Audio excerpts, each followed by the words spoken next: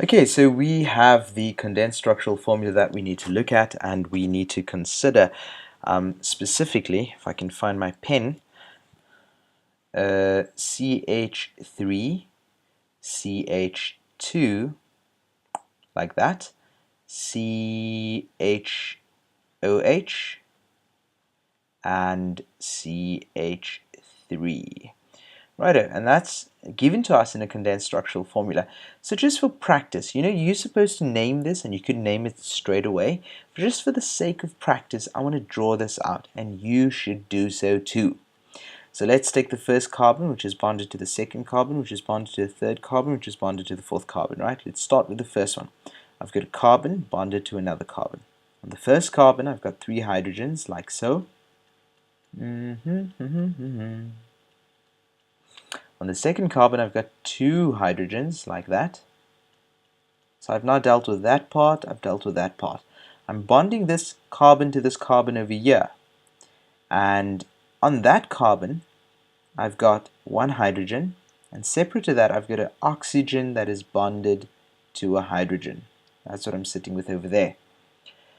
If we now carefully consider, I've got 1 more carbon, and that last carbon has 3 hydrogens appended to it. And so now I've got my condensed structural, and over here I've got my structural formula, as you can see.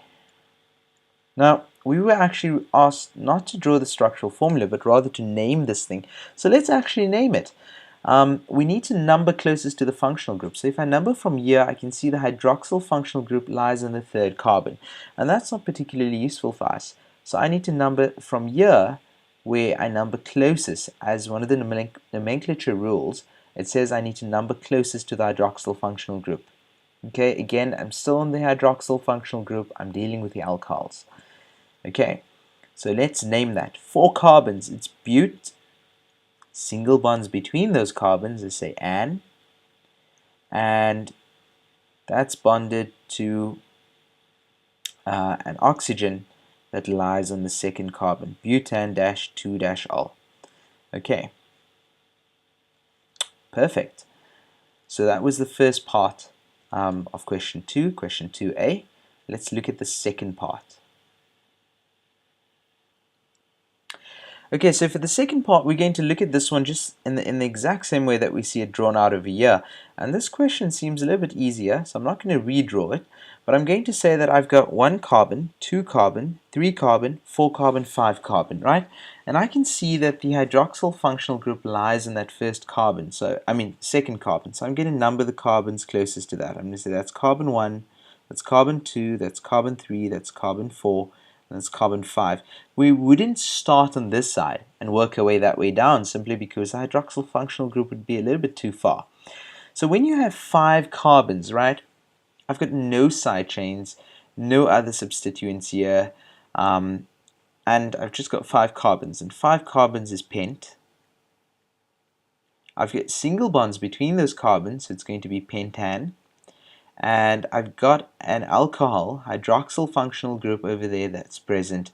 So this is going to be al, and that's on the second carbon. It could have been on the third or the fourth or the fifth, but then not the fifth, because that would again be the first. But it could have been the first, second, third, or fourth, or first, second, or third, because if it was on the fourth, that's really on the second, because you'd have to start naming or numbering from this side. So it could have been pentan 1-al, 2-al, or 3-al. In this case, it was 2-al, so we're going to put the 2 there because there are other possibilities. Pent tells us it's 5, and tells us there are single bonds between the carbon atoms, and OL tells us that there's a hydroxyl functional group present that makes this thing an alcohol.